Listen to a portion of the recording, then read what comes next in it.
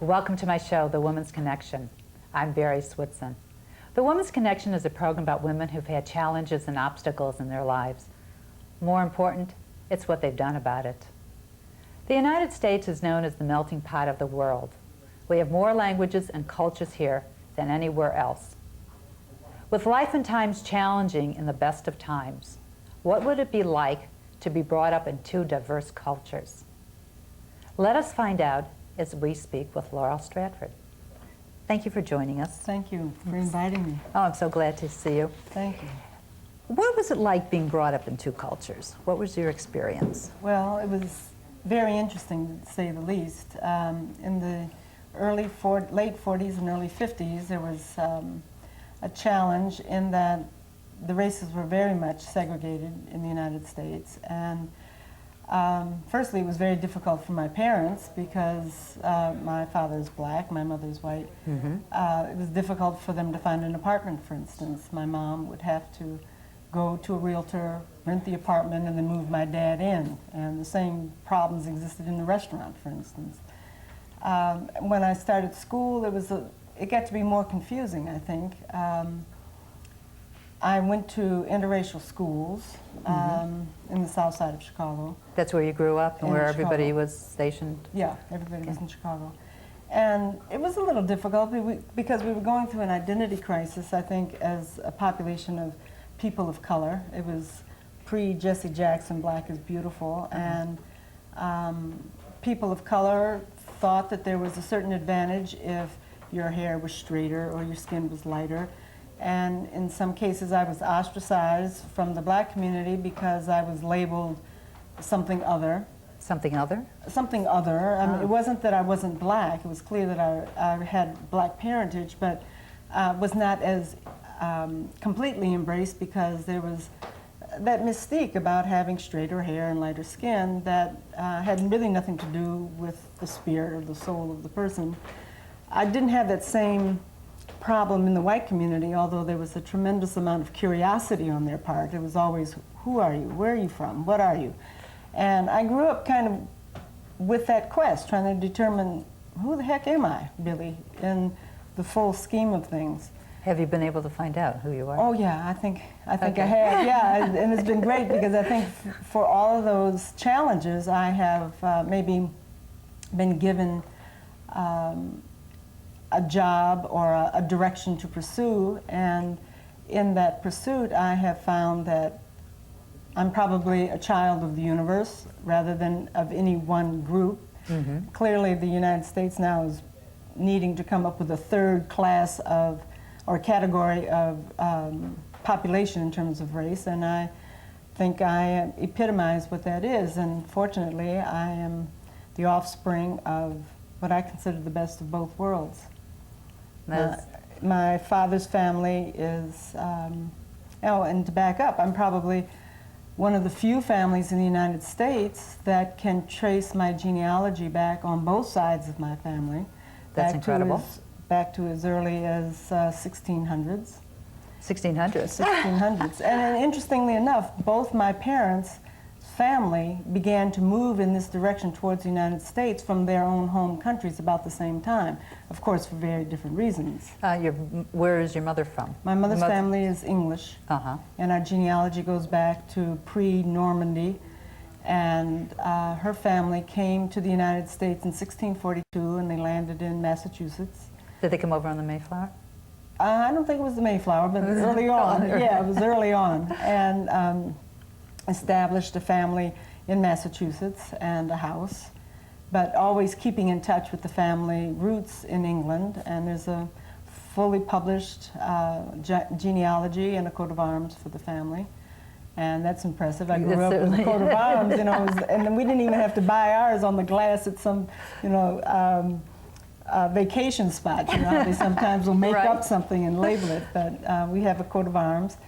And my father's family, consequently, about the same time, came over as students into the United States from Nigeria.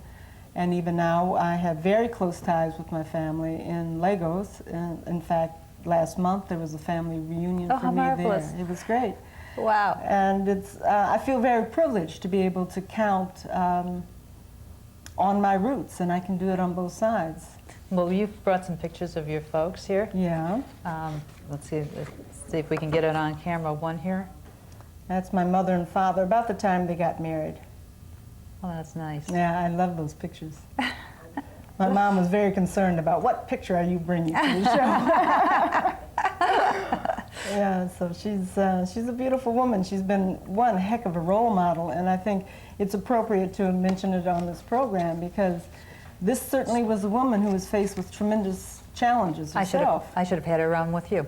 Well, I'll bring her in from California. Okay. She loves to do it. But she opted to marry a man of color in the 40s, and that was, I mean, it just wasn't done. Well, exactly. And even in her family, she was asked not to bring us around, and eventually we never really established a relationship with her aunts and nieces and so on. Do you feel kind of hurt by that, or how do you feel? No, no, I don't feel hurt by it. As I got older, I didn't think they were terribly interesting people anyway, so I mean, It's like you didn't miss anything? Yeah, and, but I'm close to her sister. Incidentally, she also married a black man. And I don't know what that says about her background. Did they both find the same problems? Did they do it at the same time in the 40s Pretty and close, 50s? yeah, same problems. Okay, because knowing Chicago was multicultural anyway, as well as New York, and it wasn't as if you were brought up in the South, where you would expect to have these kind of problems. Well, there were certain advantages, clearly, to being in Chicago. And my mother married a professional man, so that there was a certain level that they were able to relate to. And what line of work was your dad in? he was in law. Oh. And in fact, all of my relatives, all the way back to Nigeria, now are lawyers and judges, and I was expected to be a lawyer at one point, but that didn't happen.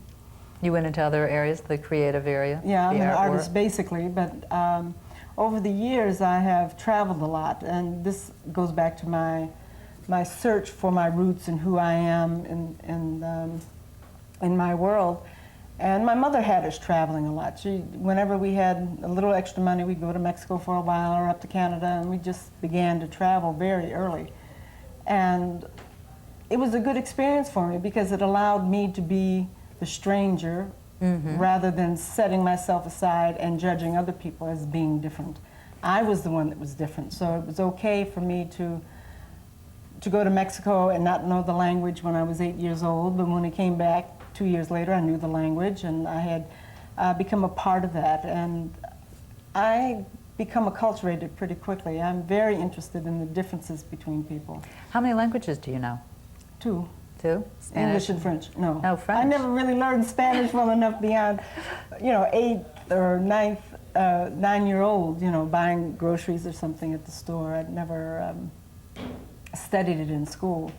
So French helps you over in Africa? In Africa, yeah, where I'm doing all of my work now. And it was an exciting opportunity. I've been working for a major cosmetic company for some years, and over the years they just knew that I was interested in working international. And it's interesting that it has become a buzzword now that cultural diversity is very important. And I have identified me, and myself for that matter, that I am very clearly involved and accepting of all of what any race of people are about. I find it fascinating rather than intimidating.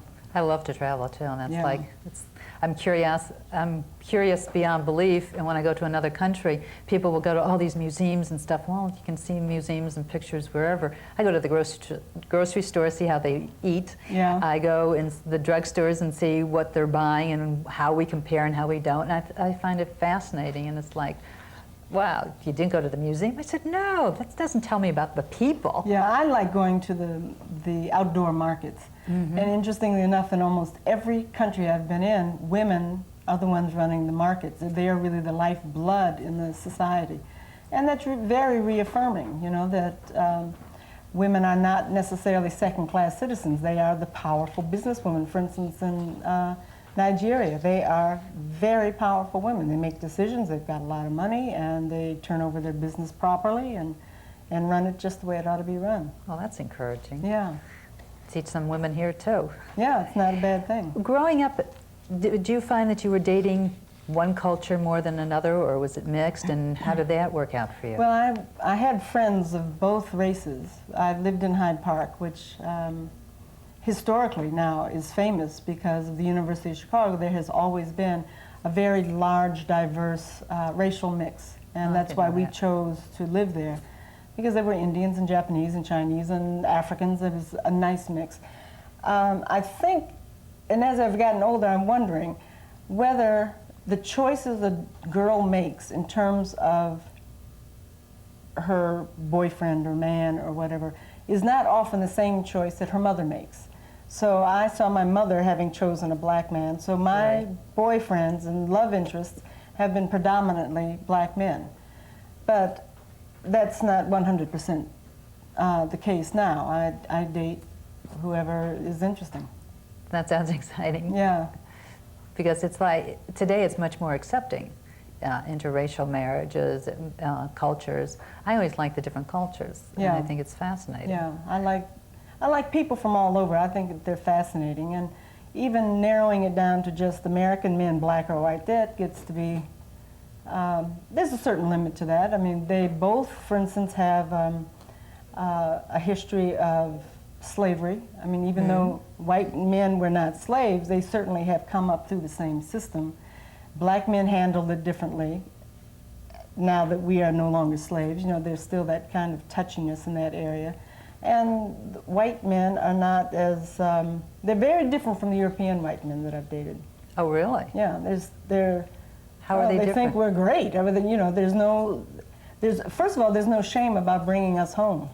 That's the other thing here. There's not like, you know, I met a couple very nice Jewish guys, but I was never invited home.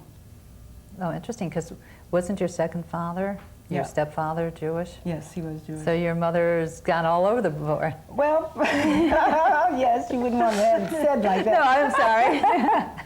Well, she's reached out in all different aspects. Yeah. In fact, and maybe that's why that was my second man of choice, was a Jewish man, because I loved my stepfather. He was just great. He was just wonderful, and very, very liberal. So at Christmas, we had quite an unusual Christmas. We would have the Christmas trees, and then my sister and I were developing an interest in Kwanzaa. So then we did our Kwanzaa decorations, and then we did some Jewish kinds of holiday celebration, and my stepfather would write a poem for every gift that each one of us was giving the other. So he'd get up and he had a Santa Claus hat on, and he'd read this poem about the present that I'm buying, that I have brought for you. And it was just darling, yeah.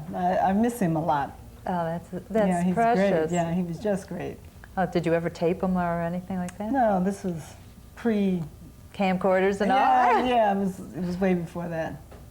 Now, what would you say was your biggest asset as far as excelling in school because of all your... Well, both sides of my family expected the best from us. Both sides are professional people who went to school and graduated college with honors and so on, and it was just always assumed that was the case. And I think that was an advantage because there was no swaying too far afield and not accomplishing everything that we possibly could, plus the fact that between my mother and my father's sister, who is also a dynamic woman, my role models indicated to me that a woman could do anything she wanted to do. And my mother gave me the encouragement to do whatever I chose to do. I switched rails often growing up, and I wasn't sure what I wanted to study or become. But whatever it was, she gave me every bit of encouragement and helped me along. And if I was painting, it was great. She loved the painting. The photographs are wonderful. The writing is great. You know. So. Well, it's nice to be so encouraged. I mean, most parents will try to tell you, "Oh, you could have done better," or something like this. No. Sounds like you had a great support system. Yeah, I did. I'm really very blessed about that. I saw my other girlfriends growing up who did not have that in place. And I just had my reunion, high school reunion, and it's sad. It's taken its toll because they reached a certain point and didn't really go much further than that. Oh, they must be envious of you. Well, in traveling and going around. Yeah, I think so. I hate to think of that, though. I don't. I try not to be so self-possessed that I would think that there's anything anybody would want to be jealous of or envious of. But that goes back to another problem, having grown up 200 pounds. You know, so 200 pounds? 200 pounds. So my self-esteem is probably in place from my life when I was a teenager and through my 20s. So, yes, all right, back to your question. Yeah, they probably are jealous. What the heck? I travel international. I think it's great. I'm jealous. I don't care about them. I'm jealous. I think it's fabulous. I love to travel. That's my obsession. I mean, I go all over. And people say, "You've been where?" And you have done. I said, "Yeah." It's like, how could you? Right. Especially when I started traveling, nobody was going to Europe by themselves. Well, even now, I'm relocating to London, and where I'm very excited about the challenge. People are saying, "What in the world are you doing that for? Why are you going somewhere like that?" Oh, I think it's They great. don't have Baskin Robbins there. Those are the parameters by which you judge your life. Yeah, maybe you don't need to go to London. Oh, I think it's a great opportunity. Yeah, me too. I'm coming over. I'm looking forward to it. I love London. I'm just trying to... What would you say were some of your antidotes that you could share with us of things that you've had experienced as far as good, Anecdotes. bad, you know, that you really had a challenge on? Well, probably my most recent challenge has to do with the job I have now. I had my own company some years ago, an image consulting company. And there was an opportunity for me to begin to think that maybe I could be of service to a larger audience. And I was a little inhibited, but my graduate school professor had made a statement that all of us have good ideas. Many of us have great ideas, but it's only that one that means anything. Right. And that one that you do anything about is the thing that has any opportunity for success. Otherwise, your good ideas are worth a dime a dozen. Well, that was appalling to me because I thought I was rich with ideas. But I thought, well, let me write these people a letter. Maybe I have something to offer them. And as it turned out, they thought I had something to offer them too. I mean, it was an almost immediate gratification. I love immediate gratification. That's great. Yeah, and so that's been some time now, and they have been moving me up a little at a time. So now that I'm Director of Special Programming for Africa and Europe, I'm very pleased about it. And I know deep down inside I did this myself, you know. This had to do with me just having a vision and saying, what the heck, let's go for it. You had nothing to lose. You had everything to gain. That's right.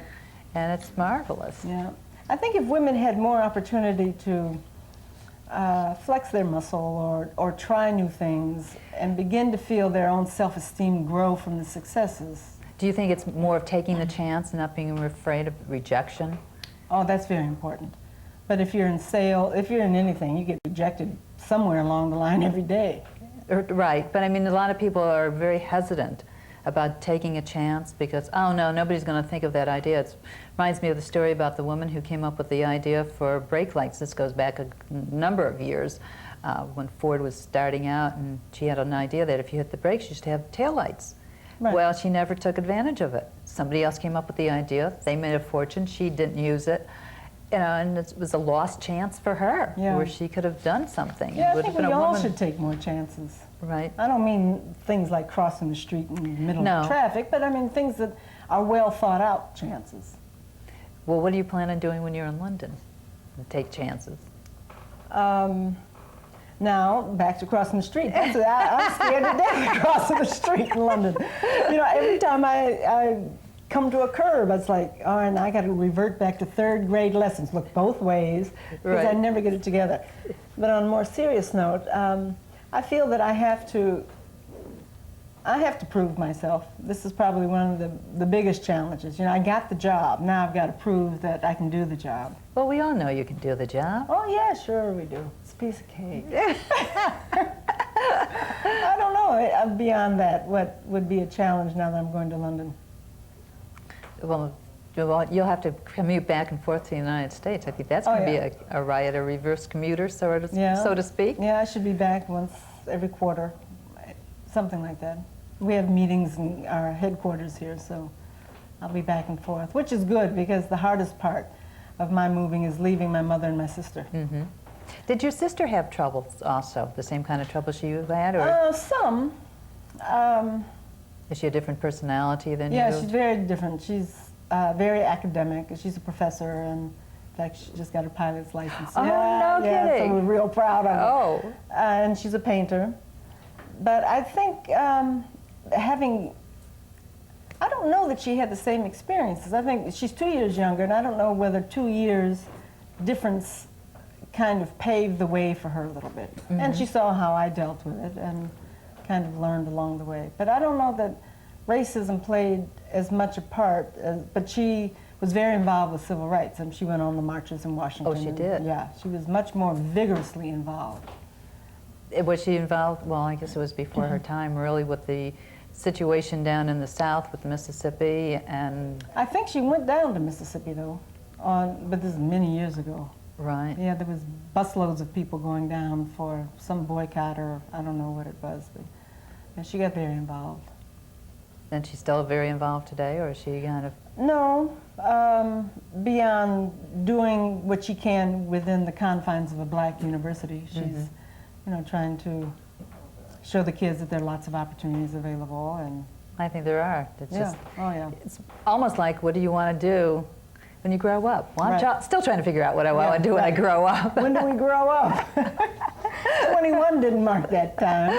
I know, it's been wild, but it's been an interesting time. You know, you see a lot of changes here in the city because it's so diverse here in New York. It is. That I haven't been to Chicago in a long time, but it sounds interesting, the neighborhood, Hyde Park, where you grew up, that you meet so many different people. And here, it's like the union, and not the United Nations, that's the word That's I'm looking true. for. You see people on the street, next thing you know, they're somebody speaking Japanese or French. It's a wonderful environment. I love New York for that reason. And it's kind of like, where am I? Yeah. If you were going to give somebody advice, what kind of advice would you give them about anything? Don't smoke. That's It has nothing to do with what we're talking about, but I would say, and to broaden that idea, not to do anything that you know is harmful to your own physical well-being or spiritual well-being, for that matter. I think it's very important to begin to practice feeling good about yourself. My mother has a saying, she says, no, that's the wrong way.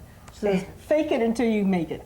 You know, because sometimes I said, oh, Mom, I don't think I could possibly do this. She said, well, act like you do, and you're capable, and before you know it, everybody believes that you are capable anyway, and then you know that you are.